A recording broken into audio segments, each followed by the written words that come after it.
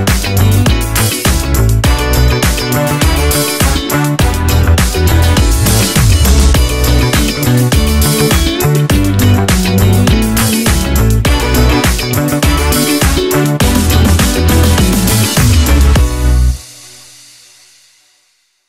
général, bonjour. Bonjour. Merci de nous accorder cette interview dans cette magnifique institution. Alors, mon général, vous êtes le directeur de l'IHEDN et le directeur de l'enseignement militaire supérieur. Présentez-nous l'Institut des hautes études de défense pour les gens qui nous suivent. Oui, alors l'Institut des hautes études de la défense nationale, c'est un institut un petit peu ancien maintenant. Il a été créé en 1936, à une époque où on a voulu rassembler des civils et des militaires pour qu'ils puissent se connaître et réfléchir ensemble.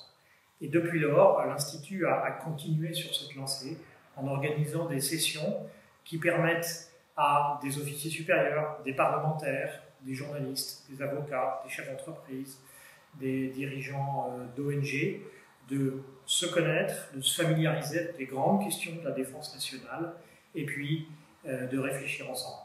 Réfléchir ensemble, donc le monde civil et militaire. Alors, mon général, quel est le rôle de l'IHEDN dans le contexte stratégique actuel? Alors, l'IHEDN, je crois, il retrouve une pertinence nouvelle, en tout cas accrue, avec le contexte actuel. Parce que je crois qu'il concourt d'abord à un éveil des consciences de chacun. Il permet de souligner que la défense nationale, qui n'est pas seulement la défense militaire, c'est par définition la défense de toute la nation, par toute la nation.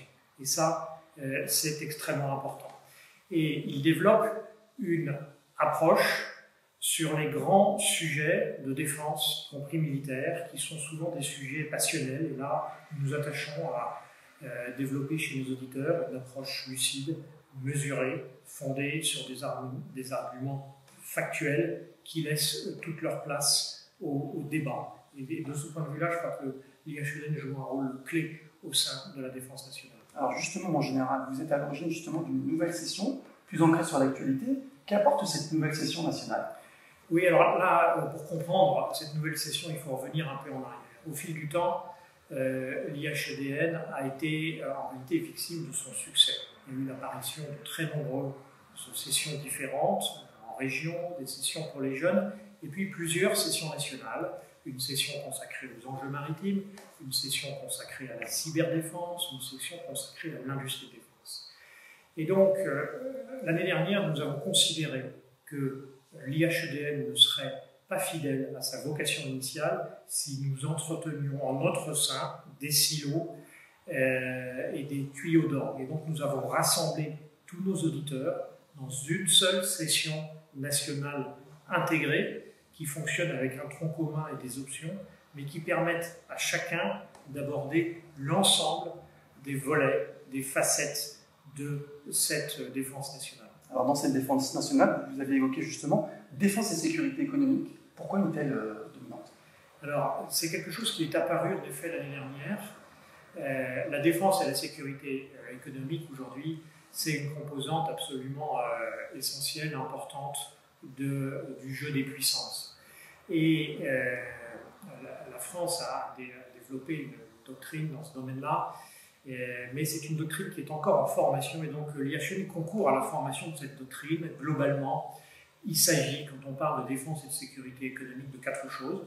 D'abord, il faut accompagner nos entreprises et leur donner les clés des règles du jeu, de façon, non pas à les avantager, mais au moins à ce qu'elles arrivent dans la compétition économique avec des chances de succès raisonnables, d'une part. Il s'agit de garantir l'approvisionnement de notre pays, de notre société, avec tout ce qui est essentiel.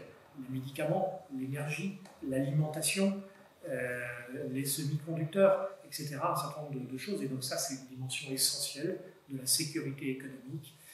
Il y a également l'idée que notre économie, notre politique économique doit être en cohérence avec notre politique étrangère.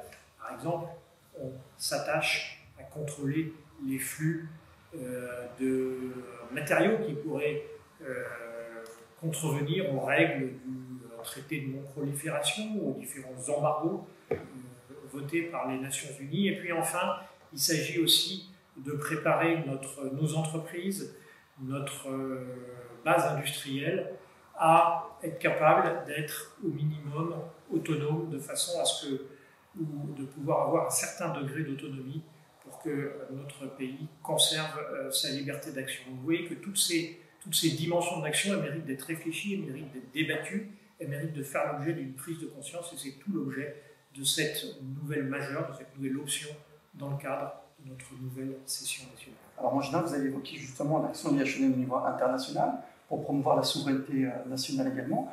Quelle est l'action de l'IHEDN dans les territoires aujourd'hui de la nation? Alors, il est très important. L'action de l'IHEDN dans les territoires, dans les différentes régions est très importante. On organise annuellement 6 sessions en région, qui sont des sessions qui durent 4 semaines, de 4 jours, qui rassemblent le même public, la même diversité du public et qui globalement traitent des mêmes enjeux que la session nationale. J'en ai récemment conclu dans les Pays de la Loire. On va commencer en Occitanie. On va commencer également la semaine prochaine une session en Nouvelle-Calédonie, puisque ça concerne évidemment aussi l'outre-mer. Et puis, il n'y a pas seulement les sessions nationales, il y a aussi des sessions pour les jeunes, qui sont des sessions plus courtes, qui durent une semaine, mais qui sont également déployées dans toutes les régions de notre territoire, de façon à ce que globalement, on puisse couvrir l'ensemble du territoire en un peu plus de 2 ans.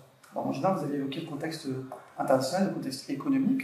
En quoi, selon vous, aujourd'hui, l'IHEDN peut-être contribuer à faire naître une culture de défense européenne? Alors, là aussi, je crois que c'est un enjeu évidemment très important et l'IHEDN y prend une grande part. On organise en partenariat avec le Collège européen de sécurité et de défense, qui est un organisme qui dépend de l'Union européenne, du service européen d'action extérieure. On organise des sessions européennes sur un très large spectre de thématiques. Ça peut être l'espace, ça peut être le renseignement, ça peut être le lien entre changement climatique et questions sécuritaires, ça peut être les grandes questions industrielles. On les organise en général à Bruxelles, parfois à Paris, et donc on joue un rôle pour que les auditeurs de tous les pays d'Europe qui nous rejoignent dans cette session puissent de la même façon débattre entre eux, réfléchir sur des thématiques, rendre des rapports, faire part de leurs conclusions et surtout apprendre à se connaître. Et là, il y a véritablement un enjeu essentiel. Et puis, par ailleurs, l'IHEDN entretient des relations bilatérales avec un grand nombre d'organismes homologues. Je voudrais citer par exemple la BAX, la Bundesakademie für Sicherheit, donc notre homologue allemand, avec qui on a un séminaire annuel et puis des rencontres en réalité très, très fréquentes. Et je pense que le rôle de ces instituts est pas si apparent que ça, mais il est en fait une expérience extrêmement importante. Alors en général, vous évoquez le rôle important que jouent les auditeurs dans votre institut. Quels sont les publics qui concourent justement à venir découvrir qui vous êtes et à travailler justement sur ces différents sujets? Et quel lien unissent tous ces auditeurs? Est-ce qu'il y a un avant, est-ce qu'il y a un après? Oui, alors tous ces auditeurs, je l'ai dit, ils dessinent vraiment à peu près tout le spectre de la société française en matière de secteur d'activité.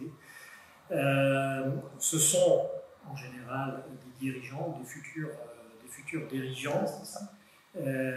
Et donc, ce sont ces auditeurs qui postulent pour l'IHEDN. Il y a une sélection qui est assez difficile. Hein. On a beaucoup plus de candidats que de places dans nos sessions. Sélection nationale? Pour la session nationale, pour les sessions en région, pour les sessions jeunes. Et ces auditeurs, je crois que ce qui les rassemble, c'est que, ils s'intéressent aux grandes questions de la défense nationale. Ils considèrent que c'est un enjeu important pour notre pays. Ils ont envie d'en savoir plus et ils sont prêts à donner de leur temps et à consacrer du temps pour suivre ces sessions. Parce qu'ils continuent leur métier, ils continuent leurs activités professionnelles et pourtant, ils consacrent entre 16 et 20 jours s'ils participent à une session en région, une quarantaine de jours s'ils participent à une session nationale. Et donc, ce sont en résumé, ce sont vraiment des citoyens engagés au service du bien commun. Alors, service du bien commun, en général, notre interview touche bientôt à sa fin. Est-ce que vous auriez un message à partager sur votre ambition pour les prochaines années, sur l'IHEDN, sur votre engagement au sein de ce bel institut. Moi je souhaite que l'IHEDN devienne de plus en plus cet outil de rassemblement, de dialogue, de contact, de culture du débat sur ces grands sujets. Je ne peux qu'envisager qu'appeler ceux qui nous écoutent à postuler, que ce soit à la session nationale, on ouvrira les candidatures entre fin décembre et début janvier, ou bien dans les sessions en région, et notamment pour la session par exemple en région Normandie, qui commencera au mois de janvier. Et même si vous appartenez à une région limitrophe, vous pouvez parfaitement candidater pour cette session. On sera très heureux de vous accueillir et je crois vraiment que vous ne le regretterez pas. Ça sera le mot de la fin, le message sera bien suivi et partagé. Merci beaucoup mon général pour cette interview et je vous dis à très bientôt peut-être pour de nouvelles aventures. À très bientôt. Merci.